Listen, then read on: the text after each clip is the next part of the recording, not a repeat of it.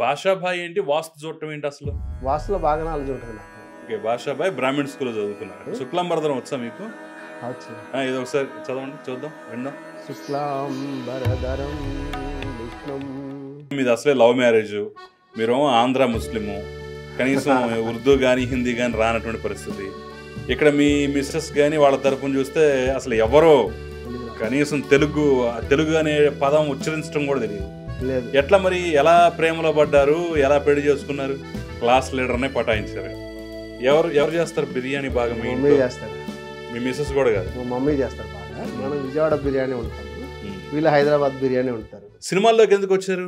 మీరు producer come హీరోగా ఒక సినిమా కూడా తీసినట్టున్నారు. అవును, అప్పుడు 2014లో ఇప్పుడు హీరోలాగా ఉంటావు.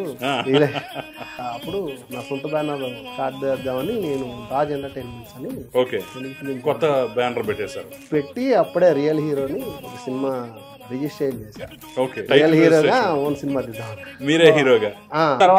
అడపాదడపా సినిమాలకు సంబంధించి ఫైనాన్షియల్ వ్యవహారాలు కానివ్వండి, సహ నిర్మాతగా వ్యవహరించడం ఇవి చేసినట్టున్నారు మీరు. సినిమా అయిపోయింది, దగ్గర పోస్ట్ పడంలో ఉన్నప్పుడు ఇన్వెస్ట్మెంట్ చేసామండి. నేను విన్నది ఏంటంటే RRR కూడా చేశారంట మీరు ఇన్వెస్ట్మెంట్. వర్క్ చేసినప్పుడు సార్ ఇట్లా స్టెప్ అయిందంటే అప్పుడు వేస్తాం. ఆల్రెడీ సీటు కోసం గేలం వేస్తున్నాడా? అన్ని పార్టీల్లో నా కస్టమర్స్ ఉండారు ముందు. అసలు రేవంత్ రెడ్డికి మీరు బాగా క్లోజ్ అంటారు, నిజమేనా?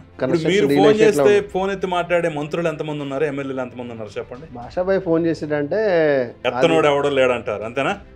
కపిల్ దేవుని కలిసినట్టున్నారు. కపిల్ దేవుని ఏం చేస్తున్నారు? ఆయన కూడా రియల్ ఎస్టేట్ లో చేస్తున్నారు ఏంటి? అట్లేం కాదు, సెలబ్రిటీ లీగ్ ఇంతకుముందు CCL ఇట్లా ఉన్నాయి కదా, అట్లా ఒక లీగ్ ఒకటే వన్ డే మ్యాచ్ లా పెడదాము. సినిమా హీరోని అందరినీ ఒక పండగలాగా, ఒక రోజు పండగ అంటే టాలీవుడ్ వర్సెస్ బాలీవుడ్ క్లబ్ మెంబర్ని అంటే ఫస్ట్ నుంచి పెద్దోళ్ళు కూర్చోవాలి, రకరకాల పెద్దల్లో తిరగాలి. అంటే మేము KBR పార్క్లో వెళ్తుంటాము, అందరూ దాంట్లో కలుస్తుంటారు మాకు పెద్దలందరూ. ఇప్పుడు మేము మైహోమ్ పూజలో ఉంటాం, అక్కడ అందరూ పోసాని కృష్ణమూర్తి వీళ్ళందరూ ఉంటారు.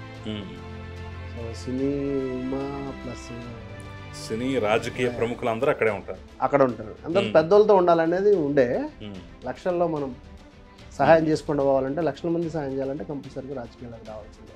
ఇంత రియల్ ఎస్టేట్లో బిజీగా ఉన్న, టెన్షన్స్ ఉన్న, అసలు ఏ టెన్షన్ లేకుండా ఫ్రీగా కనిపిస్తుంటారు, ఉల్లాసంగా కనిపిస్తుంటారు, నవ్వుతూ కనిపిస్తుంటారు. ఏంటి మీ చిరునవ్వులు వెనక కారణం ఏంటి? అలా మేము కూడా ఉండాలంటే ఏం చేయాలి? ఎక్కువ ఆశపడకూడదు. ఆ నష్టం అనేది ఎక్స్పీరియన్స్లో తీసుకోవాలి. ఏమిటి సొసైటీకి పే బ్యాక్ ఏం చేద్దాం అనుకుంటున్నారు? నాకున్నటువంటి నాలెడ్జ్ నేను రియల్ ఎస్టేట్ భాషాభాయ్ ఛానల్ ద్వారా అందరికీ ఇట్లా కొనుక్కోవాలి, ఇట్లాంటి ప్లాట్లు కొనుక్కుంటే ఇంతలాగా పెరుగుతాయి, ఇలాగ ఇన్వెస్ట్మెంట్ చేసుకోవాలి, ఇలా డాక్యుమెంటేషన్ తీసుకోవాలి, రేపు పొద్దున ఇట్లా మీరు ఇబ్బంది పడకుండా ఉండాలి. నేను రియల్ ఎస్టేట్లో నా అనుభవాన్ని నేను గివ్ బ్యాక్ సొసైటీ స్టార్ట్ చేశాను.